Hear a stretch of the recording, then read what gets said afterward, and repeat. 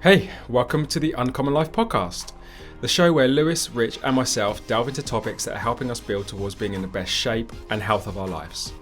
It's fair to say that we're quite far into that journey. That said, we're changing our minds on various topics as we learn more about ourselves, and there's also some things that we each find uniquely challenging. Our hope is that you can relate to some of our journeys and challenges, and that you find it inspiring and useful as you build towards being in the best shape and health of your life. All right, episode 4. No Rich this week. I'm pretty sure he's lying by a beach right now. But you do have Lewis and myself, and we're going to be talking about injuries.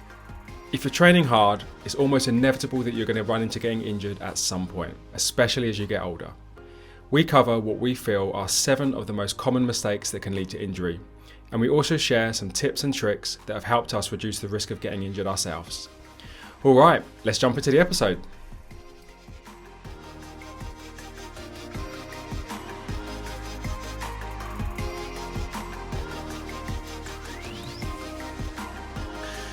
Cool, so we're back for episode 4. Who would have thought it? And we don't have Rich this week. He's somewhere in the sun. People will be so happy to hear that. So we thought we would, rather than skip a week, we thought we would do a little one between just the two of us and focus a little bit around injuries, which, everybody at some point has to deal with injuries. I think depending on where you are on the spectrum of it, some people seem to get injured a lot, right? Like, that's me. Like I seem to be very, very injury prone. Some people not at all. Like, it sounds like, Lewis, you're probably on perhaps closer towards the other end of the spectrum where you haven't dealt with loads of injuries, but you have dealt with a little bit here or there. So I think, we've got kind of a list of things which hopefully we can chat about, which, are either like the sort of common mistakes that people make that get injured,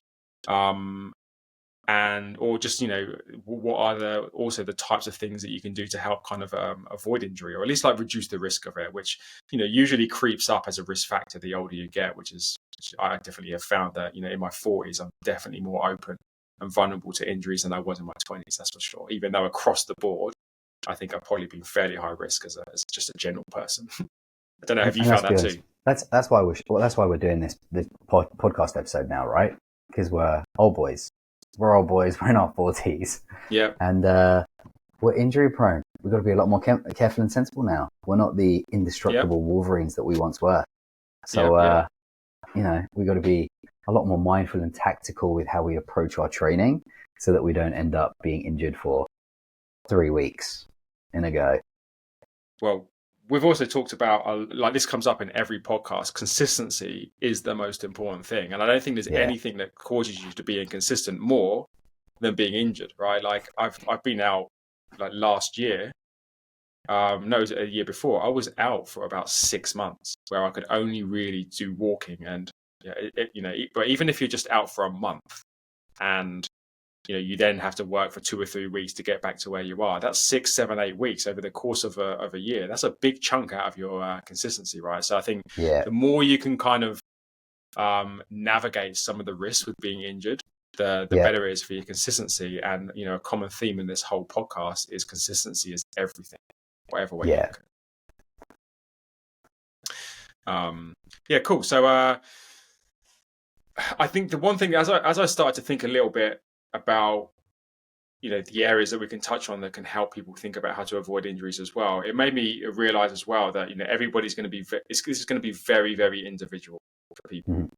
Actually, I realize I'm definitely on the more injury prone side of things, so I have like quite a few things that I think I can suggest, but that's just me, right? And then the way that I've kind of been able to navigate it is I tend to then drift towards a very conservative side to try and avoid some of the risk.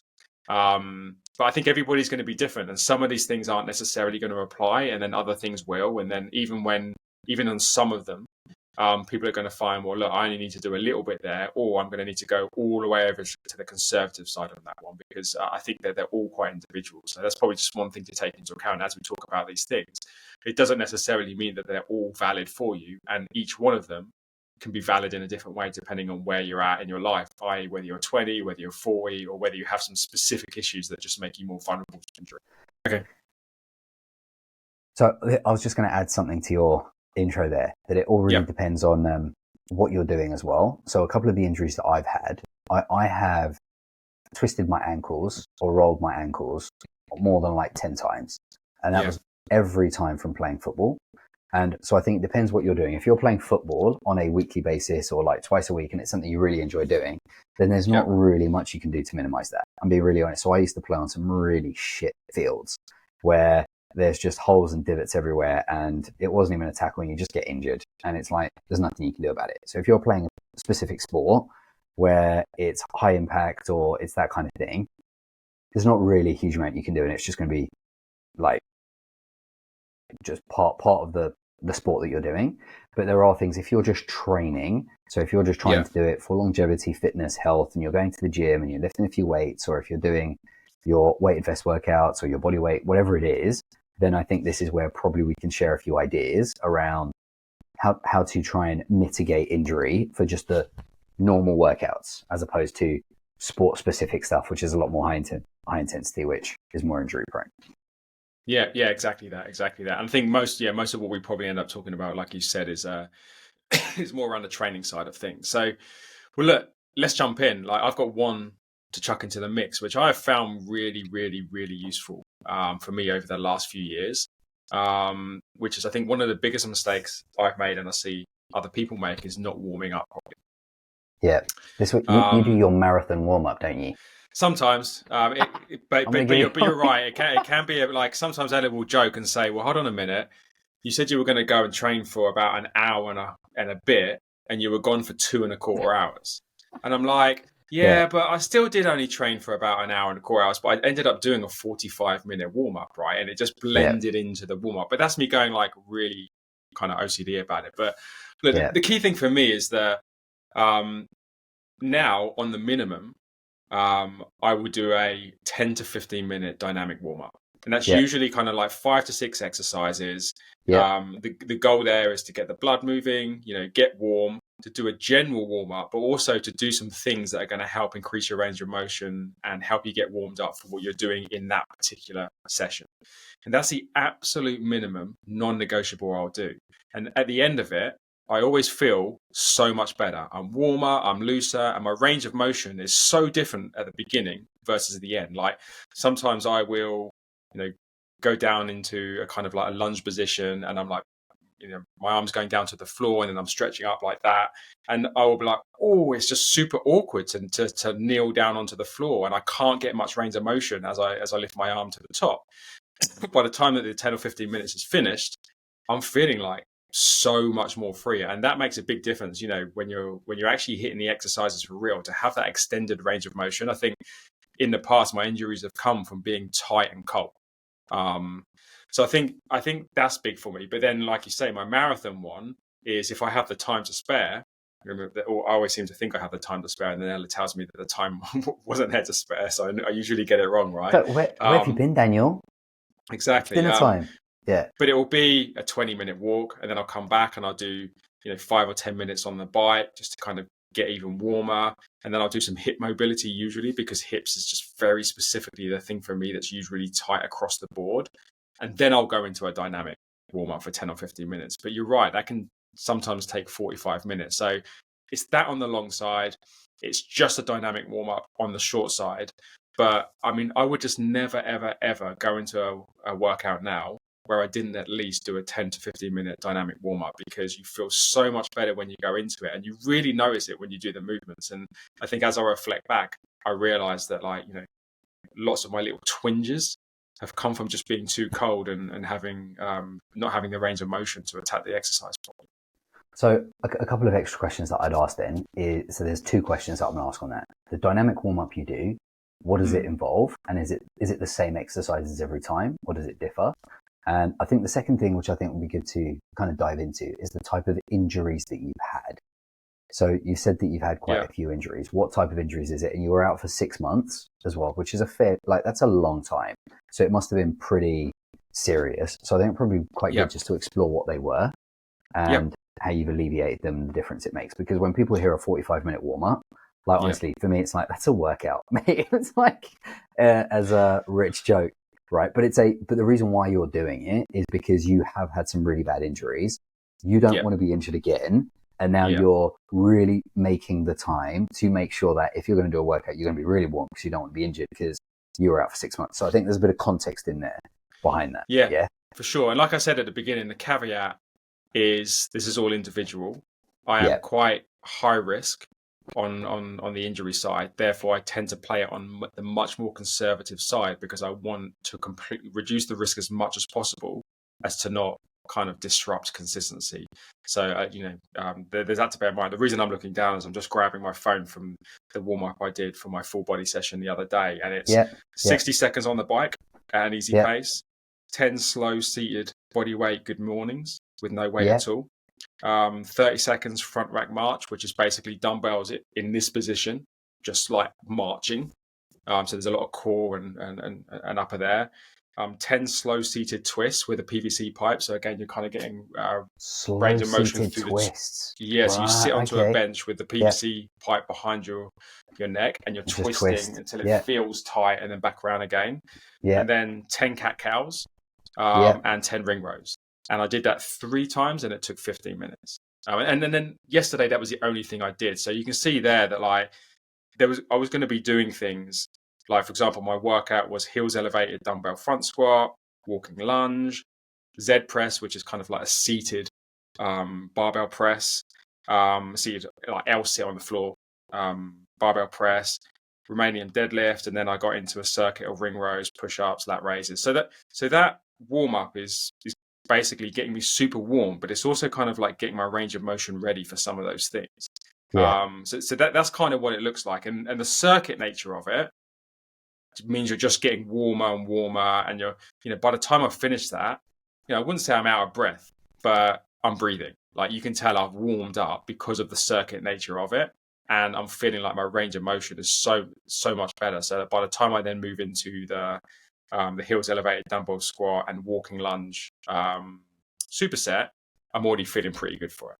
And then the second part of your question, for me, it could be anything, but the biggest problem I've had is back injury. I have a kind of like lower back kind of nerve impingement that causes me a lot of problems, and it's usually downstream from that causes me problems. So hamstrings, tight hips, tight ankles, tight calves. So again, a lot of the dynamic warm up and a lot of the extra things I'll do, like walking and like sometimes I'll just spend 10 or 15 minutes doing hip stretches, is to get that lower part really, really warmed up. I joke with my PT a lot of the time, because one of the injuries I got at CrossFit, I got a twinge and it knocked me out for 4 weeks.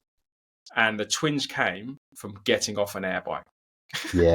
Sometimes it's that goes to show how vulnerable I can be, because I got off it too quickly. So I'm very careful in the transitions and stuff like that nowadays because of that specifically. But to answer your questions, that's what the dynamic warm-up looks like, and it's usually kind of lower back. But as we get into some of the other things, you'll realize that like shoulders and other things have caused me problems in the past as well, due to other things that I have done that have been a mistake. So does your dynamic warm up differ then? So it's not always the same thing. It like changes depending on the type of workout that you're doing. It does, It changes depending on 10 to 15 minutes at least. Yeah, exactly. The point is, it should be general in nature, because you want to be warming up your whole body for the most part. I mean, it wants to be getting you out of breath, so there's a circuit nature to it. But by design, again, and I Jamie is my PT, but by design, again, I'm looking at it, but you can already see some of the things I'm doing in that dynamic warm up are getting me ready for the 5 or 6 exercises that I'll be doing throughout that workout. So it's sort of designed to be specific. How about you as well? Like, I know that it's interesting. You're doing a lot of the weighted vest stuff. Like, what do you do for your warm up? Yeah, so my warm up, I was going to add to it. It's like, because I do like a 10-minute warm up. So I think just a bit of context in terms. So I wake up at silly o'clock in the morning to work out. So I wake up at 4:30 or 5, and I normally work out from 5 till 6 or 5:30 till 6:30.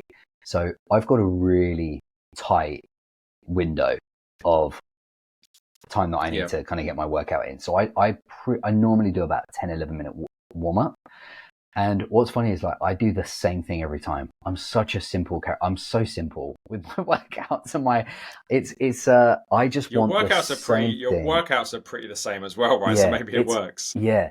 I don't know. Maybe it's just because in the space I'm in as well with life and everything else. And I think we were having a bit of banter about this the other day when we were like messaging, where I just don't have the headspace to think about other things. Yeah, It's a, yeah, I've got three kids. I've got a 7 year old, a 3 year old, a 10 month old. I work full time. I want to work out 6 days a week. I want to put it in there. And I just don't have the headspace to be thinking about different things. So I just want to know exactly what I'm doing and have the yeah. same thing every time. Because for me, I just know what I'm doing and I can get it done. So the workout I do is like, it's a dynamic warm up, but I do exactly the same thing. And I initially found something it's a guy called Joe DeFranco, who I Yep, think yeah, if I've we do heard of like him. show notes and like links, it'd be really good to Yeah, it was called the Agile 8. yeah, And I've then I've he heard of did that, and something I've called used it before. the Limber 11. Yeah, And it was like a circuit of you yeah, I do used one to do exercise, that. then move to that. Yeah, it's great. It was really good. And so I did it, but there was a couple of exercises that I didn't quite like. And then as ever, I just always end up just creating my own little thing for me. So for my workout, it's exactly the same thing. I do rocking, which I think is great.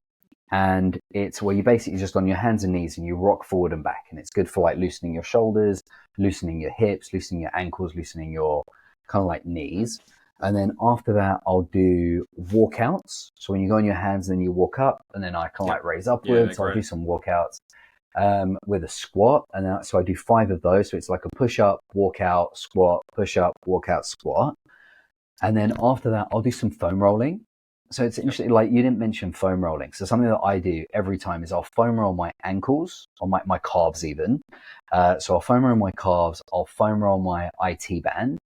I'll then do, I think it's called the world's greatest stretch, which is kind of like you're in a lunge and then you like lean backwards. So that was a stretch that I badly explained to you a second ago. It's the one where you're in a Ah, lunge, right, and you try and get your kind of forearm down to the floor, and then you yeah, really stretch through into it, right? yeah, And that's yeah, the one yeah, that when I start, I'm like, that's painful to get in, and I can't get yeah. like. And then by the time you finished it, like you're moving much more fluid.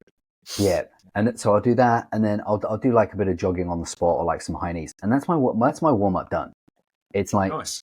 10 minutes. I do it the same thing every single time, just because I'm a simple dude and I just want to Yeah. know exactly what I'm doing. So that really works for me. So I think in terms of like the injury though, so I think the only other thing I'd add is the injuries that I've had. I've had two main injuries. So one is actually yeah. So ankles from playing football, where I just Yeah. rolled them a whole bunch of times, and then my lower back from doing heavy deadlifting. And I think Mm. I've done my back probably on 3 different occasions where it was I was literally bedbound for 2 or 3 days and I was in so much pain. And I always thought my technique was pretty decent. It was decent technique, but it's just it would always be on the last set of 5 reps. And it's like the second or third rep towards the end after like five, and I'm just like, fuck. Yeah. You just feel it go, and I'm like, oh, I've done it again. And then it's just so. I think that kind of moves on to the next bit, which I was going to kind of mention, which is just I just avoid the barbell now Yeah. for me. So I avoid it, and I've kind of mentioned it a few times. I just do my weighted vest workouts just because I don't like being injured, and I don't go to a gym anyway. I don't have a massive home gym, so for me, not doing the barbell or like the heavier lifts just really makes a big difference to like injury prevention. Yeah. Yeah. I get that. Yeah, because you could, just to explain to people your, like just briefly, your workout again it's the kind of like the resistance training component of your training is usually the same, right? And it doesn't involve a barbell at all. You do it at home. It's exactly the same thing. I do weighted pull-ups. I put a weighted vest on. I'll do pull-ups on rings, and Yeah. that makes a difference as well because it Mm. allows a lot more flexibility with my shoulders, so I don't injure my shoulders. I do dips, which I find are really low impact as well because I used to do like loads of push-ups on the little like push-up handles, but I found that aggravated my shoulder a little bit, whereas fine dips don't. And I do squats, and that's it. Rinse and repeat. So it's Yeah. pull-ups, dips, So elegant. squats, just super simple with a weighted vest. And I vary the number of reps. I vary the volume on like different workouts. So one day I'll do a really heavy volume, where sometimes I'll do up to 80, pull-ups, Yeah. dips, and like 200 plus squats. The other day I'll do 30 or 40, and I just kind of vary it that way. Yeah, no, that matched something I was thinking about, but in a slightly different way. You've decided to kind of really keep your training really simple. You know, you're not using the barbell, which you found kind of has caused your injuries in the past. And that the way that I thought about that though was that I think people find themselves doing exercises that are just particularly high risk for them, or that they're Yeah, not capable of. And yeah, that, I think that's what you're touching on, and a couple of ways that manifested for me. Like I'll try and think of. I mean, deadlifts is a great example, right? Let's just call it deadlifts and squats. I hung on to them for a long, long time. And I don't do traditional barbell squats or deadlifts, haven't done for 2 or 3 years because the risk, because my hamstrings are so tight, I have the back problem, my calves are tight, my ankles are, my left ankle is much worse than my right, but there's a mobility difference between the two. It's just really, really dangerous to be front squatting, back squatting, and to be doing deadlifting. Does that mean I don't squat or do any types of deadlifts? No, I just pick safer, or my PT picks safer versions for me. Yesterday I was doing dumbbell Romanian deadlifts. Much safer for me to be able to do those. And then, if I just think of two other examples of where I've decided to just not do exercises, and I've had to let my ego go on them because I really like doing them, but I'm just like, you can get the stimulus in a different way with hardly any of the risk. One of them is double unders, and that came from my CrossFit days. I love doing double unders. They just seem so ankle cool. or Achilles. Calf. I just get calf strains really quickly from them, and it's you have to, it's a movement where there's just a lot of like compounding pressure on the calves and the body because you're having to jump high on a double under, and there's a lot of pressure there. So now I just do, if I'm doing skipping, I do single unders, or I might do single unders with a double under every 5 or something. I'm getting the same type of stimulus with hardly any of the risk, and my calves don't get anywhere near as tight. Another example is handstand press ups. I used to love doing handstands. So I'd handstand press up to a wall, and then do handstand press ups from there. Sometimes with usually with going down onto a plate just to kind of make sure that I can get 6 to 8 reps without failing. But again, even just like handstanding into a wall now and doing that, there's some extra, and then as you come back down, again, you hit the floor pretty hard, and I've had a twinge before when I've done that. So we just don't do that anymore. But I'm doing lots of press ups. I'm doing lots of different variations of press ups. I'm doing a lot of pressing. I'm able to get the same sort of stimulus without the risk. So I've had to let my ego go in a lot of these exercises that, they sound cool. They're part of CrossFit, which is how I used to train. But I'm just like, I don't really see the point in having them anymore because I can get the same stimulus in different ways without the risk. It's such a good point. It's such a good point. And I think that, so if we're kind of like just trying to simplify this, we got one, do a decent warm up, right? Do a decent warm up that'll help mitigate kind of being injured. The second part is think about the exercise selection and the tools you're using, whether it's barbells, whether it's kettlebells, because there are a number of different exercises that are just so high risk. For me, it's not worth it anymore. Like the risk reward is not worth it. And I think you touched on something there, which was brilliant, which is ego. And I think like a lot of guys in particular have that ego of they want to lift heavy weights and they want to go to the gym and they want to clank some like barbells. I want to lift heavy weights. And for me, I'm just like, I'm so over that because I just don't want to be injured. So I won't do deadlifts anymore. I just won't do them. Like a trap bar deadlift, if I were to ever do one, I may do because it's slightly less impact on the lower back. The handstand push-ups, that's an interesting one because I would occasionally get a little twinge on like your shoulders doing it. But another thing for me is kettlebell swings is such a high risk exercise. And there's a lot of people that I don't do them either for the same thing. The hinging aspect of them is dangerous for my back. So Jamie rarely programs them for me. So I've found a bit of a workaround for them. So like doing normal swings and I think this comes with the CrossFit world though. You do like some of the workouts just have an obscene amount of swings in them and like doing really high volume. So to me, I just think it's dumb. Like it's because you get tired, your technique like falls away and the risk of being injured is so high. For the sake of doing kettlebell swing, I'm like, I'm not going to injure myself and do my back in for the sake of it. It's just not worth it. But you can do something. There is an exercise with the swing, which is called the dead stop swing. Okay. which I do occasionally because I do quite like that hinge movement and that explosive power movement. But you basically pick up the kettlebell, you do one swing, and then you place it down again. And then you Oh, do one okay. swing and you place it down again. So it doesn't have that like constant momentum piece, Yeah, yeah, yeah. which is where people end up rocking. You never So probably quite tire yourself out to the point where you're likely to slip and make a mistake with your yeah, form. and I find it's more the momentum piece when you're doing swings. So look at me on the video. It Yeah. looks like so dodgy when I'm doing that. It's so I That's not think good luck, really. But yeah, so I think yeah, number two is that like really think about the exercise selection and what you're using and whether it's worth the risk reward. So definitely. barbells and like the type of exercises, but also like your ego, like that piece around, like do you really need to squat 130 kilos? Like, do you really need to try and go and do a double bodyweight deadlift or whatever it is, right? Yeah. Is that what you really want to do? If you're a power lifter, 100% go for it, man. Like, it depends what you're training for. I'm a 40-year-old dude that wants to just be fit and healthy and Yeah. happy, be able to play around with my kids on the weekend. I don't want to be all beat up and injured, like, And you can so I just can't you roll can around with achieve them. that goal in so many different ways. And if it Yeah, means not having some of the fancier stuff in there. I remember when I used to train CrossFit in Dublin, and the trainer there said something to me that's always stuck with me. And it's like, before you start a session, ask yourself the question, what you are doing, is it going to move you away from pain? And yeah, like, that's something that always stuck in my head, because if you ask yourself that question, it can manifest in so many good decisions. Like, hold on a minute, maybe I shouldn't go with that weight. Maybe I should do a lighter one first. And if it feels okay, I'll then go to the heavier one. Should I do a double underskip? Even though I've been programmed wanting to do 5 singles and then 1 double, I don't know. I feel good. Maybe I'll just do a couple single and then a couple double. But like, it kind of, it makes you check your ego. yeah, Because you want to be doing things that move you away from pain, or at least move you away from yeah. the risk of being in Great pain, right? advice. Yeah, It's just a good question to kind of like quickly check your ego. yeah. I'm gonna give my brother a shout on this, and he may listen to this. The guy still loves doing really heavy barbell work.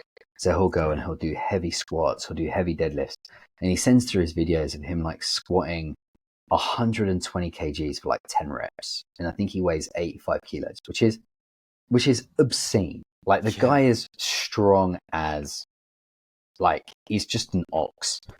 But I look at it, he sends me his videos, and I wince, and I'm watching it, and I'm like, oh, don't hurt yourself. And I'm just like, oh.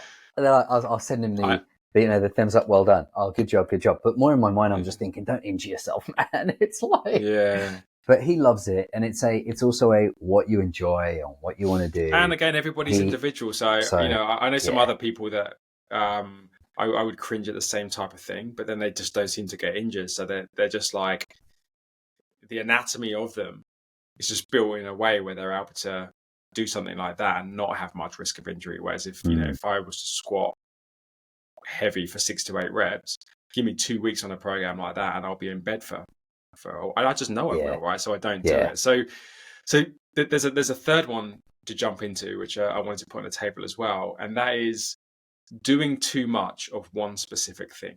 I think it's a yeah, common mistake that I yeah, have made that causes, like, call it a sort of repetitive type of injury. And as I started to think about examples of that, the list was too long. I could do a whole podcast on but I'll say them really quickly, right? So I yeah, remember at one point I was doing loads of air bike. yeah, It was the only choice for cardio, and my knees got so painful yeah, because that motion, it was just too repetitive for me. I remember also at one point in my training, I was going in hard on pull-ups, and I was doing a lot of volume of pull-ups, and I was doing pull-ups as a big part of my routine. And I was just doing too many of them, and I got really, really bad tendonitis on the inside of my elbow that hung around for a long, long time. And then more Mate, on recently, when that, I was in I'm just going to have to say you just didn't. You should have worked through the pain on the pull-up side of it. You just should have carried on and just worked through it. it I was love the pull-ups. really painful. You Like, just got to work through it. you Just got to literally work touched through them, and it was it. so painful. Not just in the workout, by the way. Outside of it, I would be in a lot of pain, and the only Yeah, thing that it caused it to go away was to stop doing them for a bit. And I was just doing too many of them. And when I was in America as well, I was I wanted to kind of keep active. This was like a few months ago, and I ended up doing a lot of press ups in a compressed time frame in both the workout itself, but also doing a few of them back to back. And I got a shoulder niggle that was quite painful for like 2 months. Same goes if I run too much, I get calf strains and I get more cramping. I'm just like, as I look back on it, and again, this is a really individual one because I know a lot of people that are just a runner and they run loads and they're fine, right? But I have definitely found that as I get older, and for me specifically, when I go in too hard on one thing, I get this kind of repetitive strain type of injury going on. So I'm always mindful of, like, when I'm doing cardio, I try and spread it across the bike and the bag and a little bit of running. And I'm just careful not to do too much of one thing. And nowadays, because I work with a PT and he's very good at programming things, that doesn't usually happen. Actually, it usually happens when I go off script and try and do some stuff around the side and try and get smart with it, which I don't do anymore because it usually gets me injured. See, it's an interesting point because I kind of agree, but there's also a way around it. And so I think where I agree is I got really into kettlebell work just like over a year ago. Yeah. And I was doing a couple of programs that had a lot of double kettlebell clean and presses. And it was doing double kettlebell clean and presses 3 days a week and working up to really heavy volume. So like doing 100 clean and presses in each workout. And I ended up getting pretty sore shoulders. And I kind of look at it and I reflect back and I think that wasn't a sensible way of doing it because I'd never really done that many. Right. And I went balls deep on the workout and just did it really hard for like 6 months and went really like high volume pretty quickly. So I think when you are doing just one exercise or a repetitive exercise, it's okay as long as you start really slow, because that's the space I'm in now where I just love simplicity. I just want simplicity in my life when it comes to like working out and other things. So my workout is pretty much pull-ups, dips, squats. But because I've built up slowly, and I never do a huge amount of volume. That's a super good point. Yeah, I rather have like a heavier weight, so I have less weight, less volume. So if I were to do body weight pull-ups, for instance, I could probably do over 100 in a session, and if I did that 3 times, I thought you were going to say over 100 in one go, and I'm like, Jesus Christ, man, you're a machine. No, I did my testing. I did 21. I can PB at 21 on the bar. Solid. Really good. So if I were to do, say, over 300 pull-ups a week, I'd start feeling it. But because I've added a weighted vest and I kind of cycle the volume throughout the week. So one day I'll do 40, one day I'll do 60, another day I'll do 50, another day I'll do 70. It never reaches that volume of ridiculousness. So I do think it depends. So you can do the same exercise continuously, but it needs to be built up slowly over time instead of going really heavy, really hard. So, but the clean and presses, that I definitely, when I did that for a while, it really just, my shoulders were smashed. Yeah, I think that's a great point. I think that's very individual to me. I think that I tend to get flare-ups when I focus in on one thing too exclusively but there's 2 other things I had on my list, and I know you've got stretching on your list, which we'll talk about in a second as well, but I think it's worth me just ticking off these 2 things because you've given me like the perfect segue into it, and it's also a way to give a compliment in the way that you train, which I say is very simple and super elegant. And I know at one point you're going to, try and kind of get this out into a structured program that other people could follow. But the other 2 things I had on my list, which your program really deals with very, very nicely, and it probably gets you out of that specific thing. Because if I look at your routine, it's like, man, you're just hammering yourself with dips and squats and pull-ups. There's not a lot of variety there. So the point that I just made, I'm like, well, wouldn't you fall victim to getting injuries because you're just focused on a few things and doing them a lot? But the other 2 things I had on my list, which I think you deal with really well, is I think people get into problem when they do too much volume. Mm-hmm. Yeah. And I found various ways to be able to kind of deal with that. I actually train fairly low volume. I bring in deloads quite regularly. So I'm very, very careful to kind of restrict my volume and not go too hard on it. But your workouts, like you're really mindful to kind of like build up your volume over time and start at a sensible place. And I know that I've seen you're tracking right, and you're just really incrementally ticking up, and you're being very mindful about how much volume you're doing. So they sound like big workouts, but actually, like, I think you are kind of very deliberate in your volume. And then the other thing, which I think is linked to how well programmed your workout is training to failure. I think people train to failure too often. And nowadays, I rarely train to failure. I'm usually training at about 80% to failure. And now and again, as part of a training block, I will push close to failure to get a sense of where I am.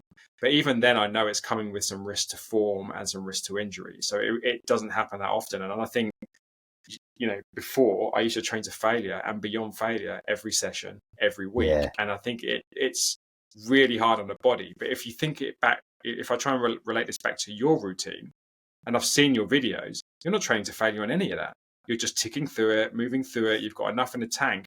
And when you've finished, you've done a reasonable amount of volume and you've trained, you've given yourself a lot of stimulus, but you haven't smashed yourself with volume, and you're not smashing yourself to failure either in any of that.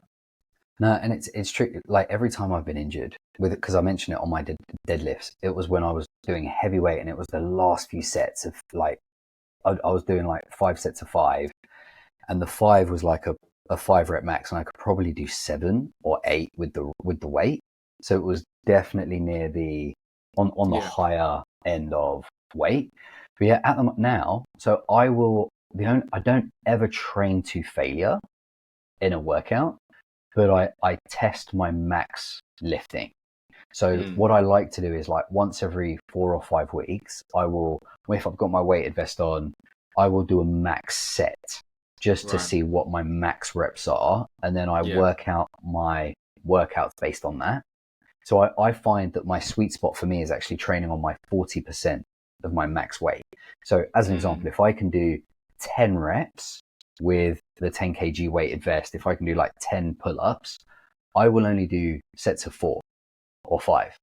I don't really train much heavier than that. And I'll just do a lot of sets instead. So I'll do like 10, 11, 12 sets. But yeah, I think that's a really good point on the training to failure, because you're tired and it's a heavier weight. It's just higher risk.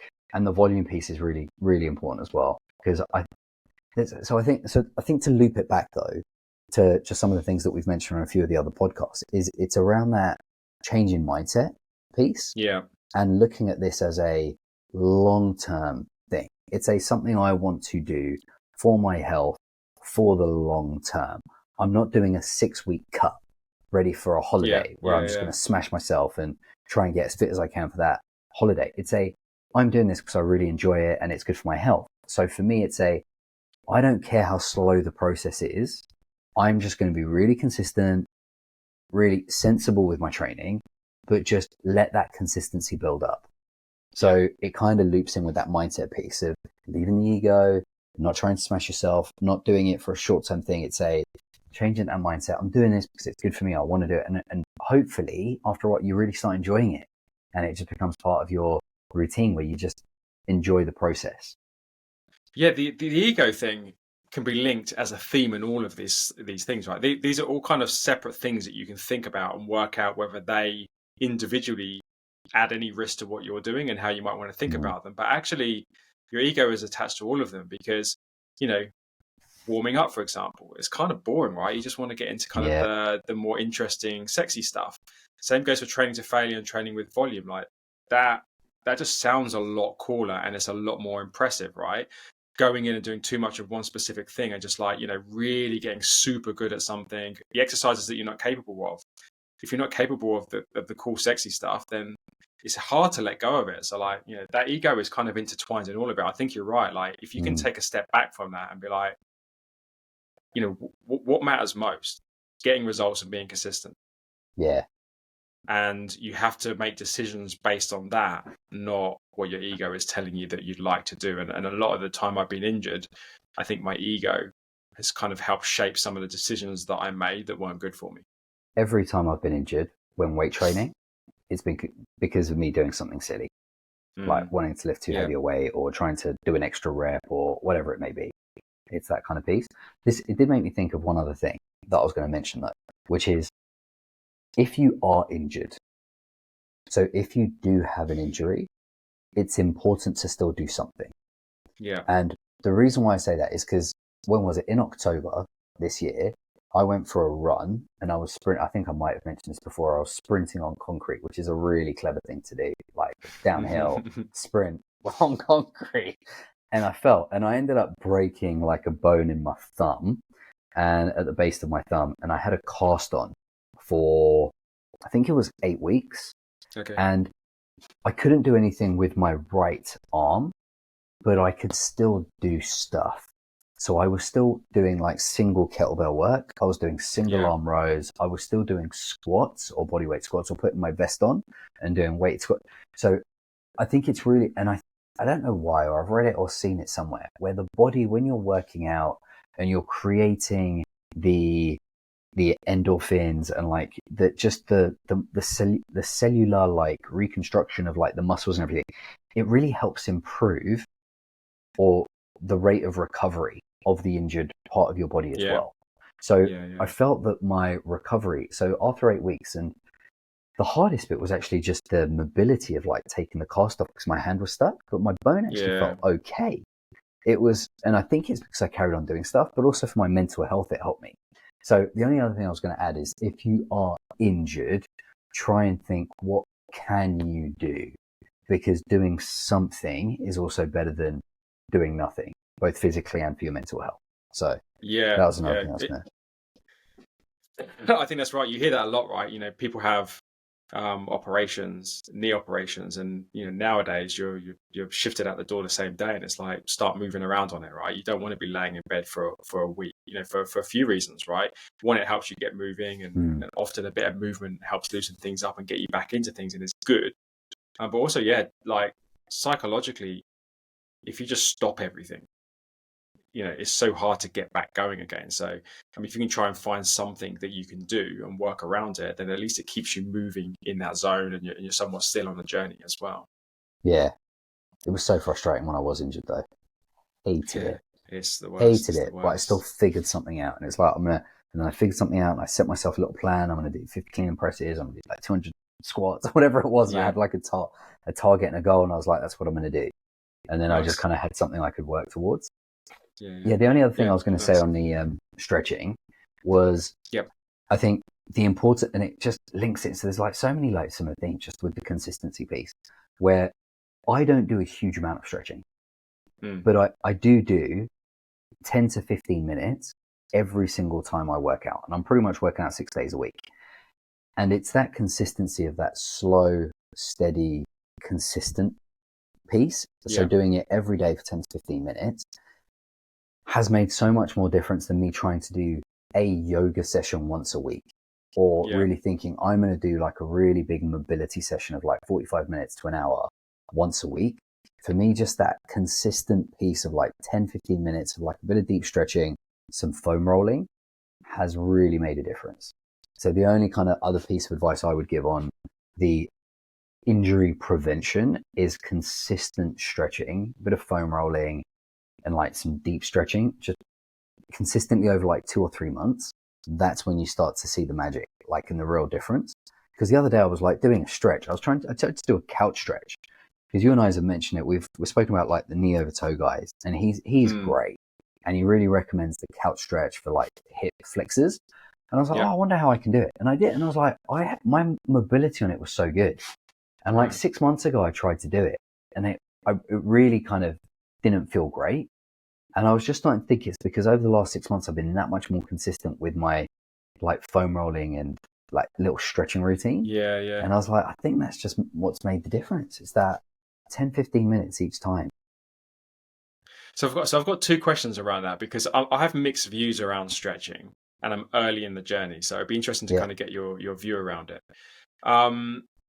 One, what does your stretching program look like? Yeah. like what types of stretching, because there's a bunch of different ways that you can stretch. And then two, I mean, you gave a bit of an example of it there, but like, how do you think that shows up in your training that helps you and reduces the risk of injury? So my stretching, so something I haven't added. So I'll do my dynamic warm up, which is so similar to, which is the same, and it takes 10 minutes. Yeah. At the end of every workout, I do a 6-minute stretch. Right. Yeah. And I know it's 6 minutes because I do 3 exercises, which last 2 minutes each. And one of the stretches is it's a groin stretch where I basically put my bum up against the wall, and then I put my feet up against the wall, and I just stretch them outwards. So you're kind of doing the splits against the wall, and you let gravity kind of take its toll. And I hold that for 2 minutes, and it's like a deep stretch. The other one I do is it's 8 minutes that I do. So I'll do it's really hard to explain the stretches. I'll have to like do a video or something where I'm basically staying in the same position, but I put one foot over the other knee and my foot against the wall. So you're kind of like stretching the back of your hip. And I hold that for like 2 minutes. And it's just a real deep stretch, which is at the back of your hip and like that kind of like glute. Yeah, I think that sounds like a hip stretch. I think I do that. You can do that sat down, or you can do it against a wall as well. Yeah. So I do it against push down on it. And exactly. Feel like the hips loosen out. Yeah, I know. And it's one where you can do like some foam on it, or you get a ball, and it's like in that little knot right in your like just on the side of your bum, which like really feels painful, and it gives that a stretch. And then I'll do a couch stretch for a minute. So like and that's it. And I just so it's really little upper body actually, which is interesting. I think I don't really do a huge amount of. It's just my lower body, because that's where I find my groin sometimes hurt and my hips, and that's my stretching routine. And I've been doing that pretty consistently for the last few months, and I feel pretty loose with it. Again, I just think it doesn't have to be complicated. It's like pick 3 things and just do them consistently, like 6 minutes every day. Putting them at the end of your workout is nice as well, because it feels less like a separate thing that you do, and it's just part of your workout, right? I think that's pretty smart. We'll see how that goes for me as well, right? I think the idea there is that you kind of slowly start to increase your range of motion over time, which just helps, which we know that, a lot of kind of injuries are down to kind of a reduced range of motion, and that's where you end up getting a twinge or something. I'm using the app Pliability. It was renamed Pliability from ROMWOD, but it's basically very similar to what you mentioned, right? So you get like a daily stretch. These sessions are usually 18 to 20 minutes, so it is a separate thing you do. But I'm starting to do it in the evenings with the new routine that I'm on, and it just means that it's pretty much, as you said, these are like static stretches ranging from anywhere from 1 minute to 4 minutes for each hold. Usually 4 or 5 different exercises that last over 18 to 20 minutes. And the good thing about that app as well is if you just do it daily, they obviously have a programming side to it. So you kind of like cover all bases throughout the course of a week, and you just don't need to think about it. You just put it on. It's got a great video. You've got models doing the stretches, and there's breathing built into it and stuff like that. So that's how I'm approaching it. Naked models? Not naked models, no. I'm sure you can find a version of that if you want. Models I'll put Pliability into the show notes, and if you send me your naked versions, I'll stick them in too. But I'm on the fence. Like my PT usually says it's not going to hurt you, get it done. But what's more important is the dynamic warm ups and the actual kind of strengthening. And the strengthening and the mobility that happens in the sessions themselves, rather than a static stretching that usually happens as part of a cool down or outside of it. So he's always been like, it's the icing on the cake. It's not that a fundamental piece. But I will say when I finish it, I feel really nice. So I'm going to see how it goes. I really think it's fundamental, honestly. And I've heard other people say that too as well. Yeah, it's because Goggins is a guy that raves about that. I mean, he talks about his 2 or 3 hour a day stretch marathons, right? Which I'm like, look, that's the Goggins level, and I don't think anybody needs to be trying to do 2 or 3 hours. But he has, mind you, that guy gets injured every other day, but then he also does some pretty crazy stuff, right? But he's talked about how important static stretching is to avoiding injuries for him. I really do think the static stretching is important, because since I've included these 3 different exercises, I do feel so much looser on my hips. Like my hips and my legs and everything just feels so much looser. So I would say with it, like even if it's 15 minutes, 5 days a week, and doing it really consistently for 6 weeks, you will 100% see such a difference. You really will, with like the deep stats. And I really I think ROMWOD, that's really good, because it gives you something it's structured, it's there, and it's kind of like 10, 15 minutes. And I mean, splitting it up in the evenings is ideal. If I could be disciplined enough to do like a 15-minute stretch in the evening whilst watching Netflix, I've never been disciplined in my whole life to do that, and I've tried 1,000 times before. Yeah. So I have no idea why I believe that this time might be different. But we'll see. I've done it the last 2 days, and because I've started this new program, and I just really like how it feels. Like in the evening, doing this kind of 15-minute piece, it really winds you down in the evening. You feel really good. They do a lot of breathing rhythm stuff in it as well. So it's kind of like there's some breath work involved in it too. And then there's usually a 2 or 3 minute lie down at the end, which is just, they call it rebound, where you basically just like let your body settle down. And I'm like, it's a very, very nice thing to do before bed. And I would like to make that must sleep like a baby routine after that. It's like a meditation. That sounds sleeping better now versus the last 3 or 4 weeks. But we'll see. The jury's out. Maybe I tell you, like at some point we'll try and weave that back into one of the podcasts. Like, how did that actually go? A little bit on how it went. Like 4 weeks later, trying if it you're out. getting benefits from it, I'm interested to see. I really am. Like, and even it's just like 6 to 8 minutes has made such a difference over the past couple of months. It really does. I'll say one thing, which is we don't necessarily need to go into it a lot of detail, and then we'll do a bit of a recap on the stuff we talked, because we've talked about kind of 6 or 7 like pretty fundamental things, which I think are going to be good things for people to have a think about and work out which ones are relevant for them and how they might tackle each one. Yeah. The other thing that I've found is that most of the stuff we have talked about is connected to programming. Not warming up, training to failure, too much volume, too much of one specific thing, exercises that are too risky for you. They all come down to, if your programming is good, you will usually deal with those things.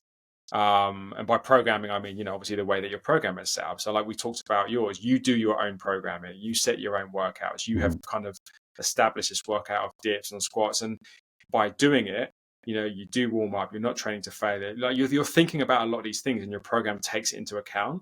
I go a slightly different route in that I use a personal trainer who I think is of the sort of mindset that I'm looking for. And he knows me very well, and he knows my goals. So he lays out everything for me. And I think that that's worth thinking about, because either one, you can do your own programming, and you've been training for 20 years and you're very educated and you know your own body, right? So you're able to program for yourself very effectively. Most people can't. Most people don't. And they will, any program that they try and whip up or that they just grab from the internet is probably going to drift them into many of the mistakes that we've just talked about. So I think that either finding a good personal trainer,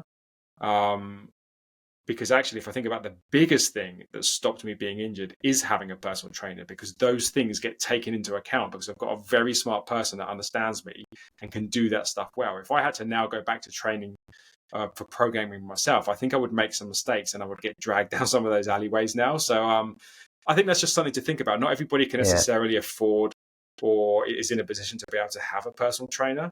There's a bunch of really, really good programs you can now sign up to online. Just pay a monthly sub, and you have some of the smartest athletes and people that are doing the programming themselves. And look, it's not personal to you, but they're very smart and holistic in the way that the programs work.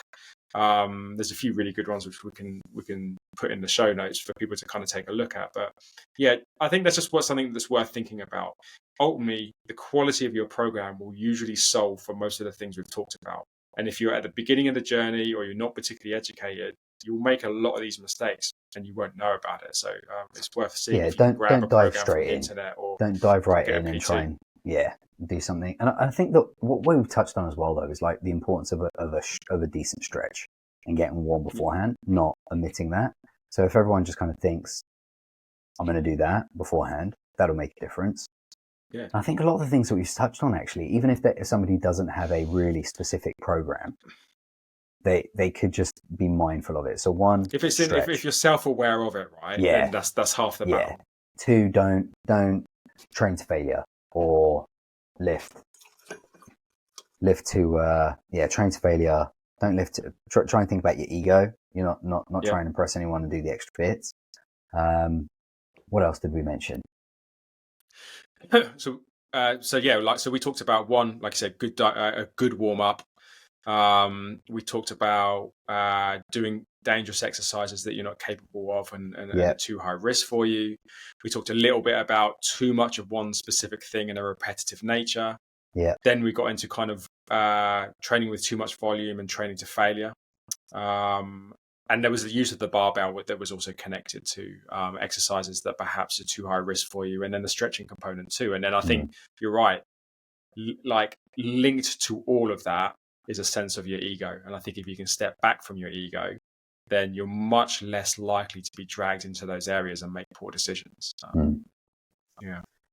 Good summary. I can't believe we've spoken about stretching and injury prevention for like almost an hour. 50. Exactly. We kept it under an hour, right? And that seems to be the goal. So we're doing good. And I think just to kind of like the recap and just the final bit in it is we are older dudes now. Like we're both in our 40s. You really need to be mindful of these things, and spending that extra little bit of time, that 10, 15, 20 minutes before or after your session will keep you in it for the long game and being able to stay consistent, as opposed to being in and out of injuries and hurting yourself and not being able to maintain it. Yeah. So it's because we're old 100%. boys. We're not the young whippersnappers we were once. 100%. These things just become incrementally more important the older you get. 100%. Cool. All right, we'll wrap there. Good one.